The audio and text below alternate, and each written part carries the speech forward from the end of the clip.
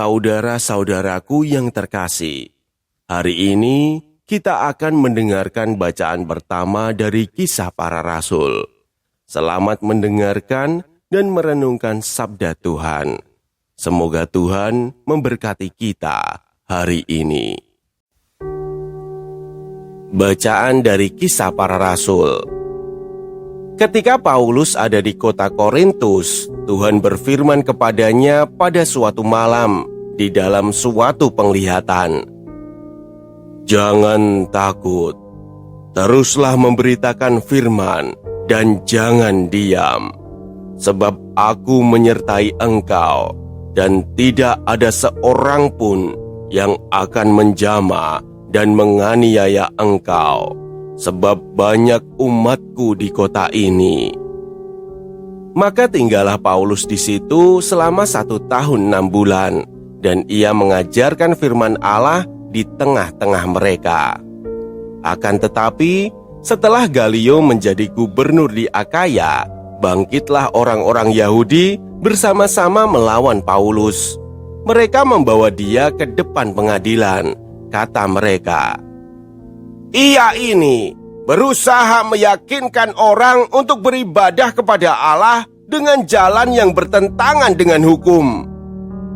Ketika Paulus hendak mulai berbicara, berkatalah Galio kepada orang-orang Yahudi itu, "Hai orang-orang Yahudi, sekiranya dakwaanmu mengenai suatu pelanggaran atau kejahatan, sudahlah sepatutnya aku menerima perkaramu.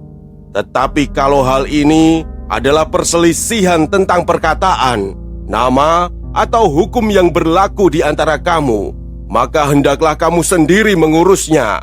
Aku tidak rela menjadi hakim atas perkara yang demikian." Lalu Galio mengusir mereka dari ruang pengadilan.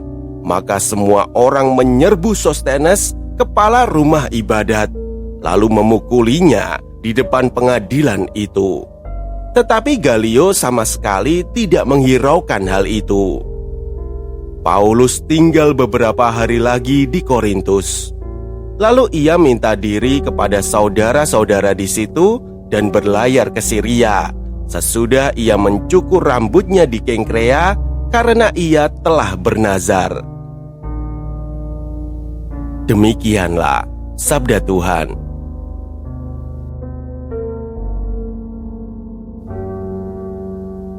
Saudara-saudaraku yang terkasih, dalam peristiwa ini, Paulus sedang mewartakan Injil di Korintus. Namun di tengah pelayanannya ada penolakan dan tekanan yang ia hadapi. Lalu pada suatu malam, Tuhan berbicara kepadanya dalam sebuah penglihatan. Jangan takut, teruslah memberitakan firman dan jangan diam.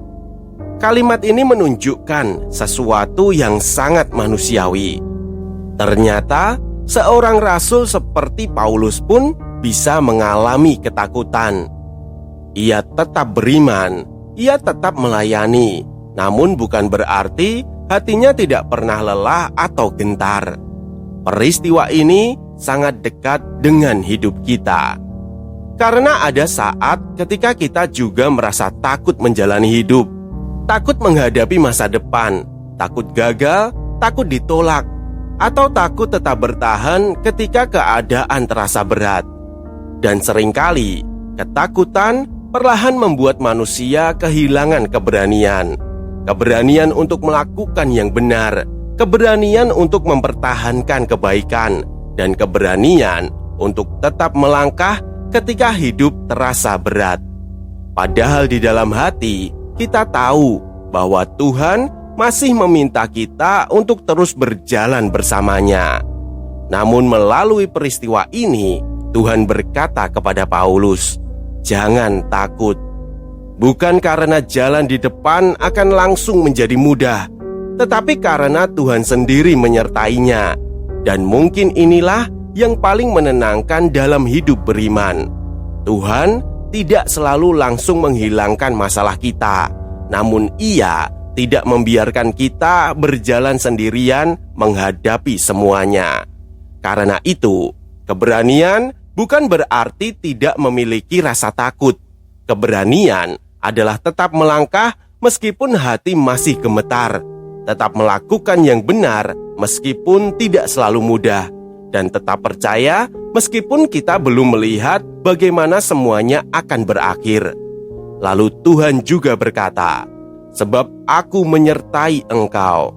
Disitulah sumber kekuatan Paulus, bukan pada dirinya sendiri, tetapi pada Tuhan yang berjalan bersamanya. Mungkin hari ini ada hati yang sedang lelah dan takut. Ada yang mulai ingin menyerah, ada yang diam-diam kehilangan keberanian untuk melanjutkan hidup.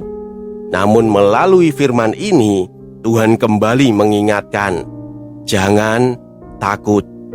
Karena Tuhan tetap hadir, bahkan di tengah perjalanan hidup yang paling berat sekalipun. Marilah kita berdoa.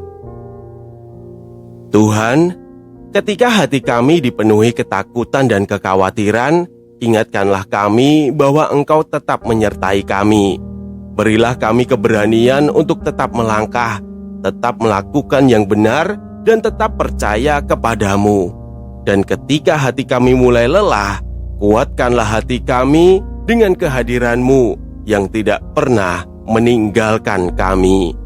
Amin. Jangan biarkan sabda ini berhenti di kamu. Jika hari ini kamu merasa Tuhan berbicara padamu lewat bacaan ini, bagikanlah. Sebab setiap kali kamu meneruskan sabdanya, kamu sudah ikut ambil bagian dalam karya pewartaan. Semoga tersampaikan berkah dalam.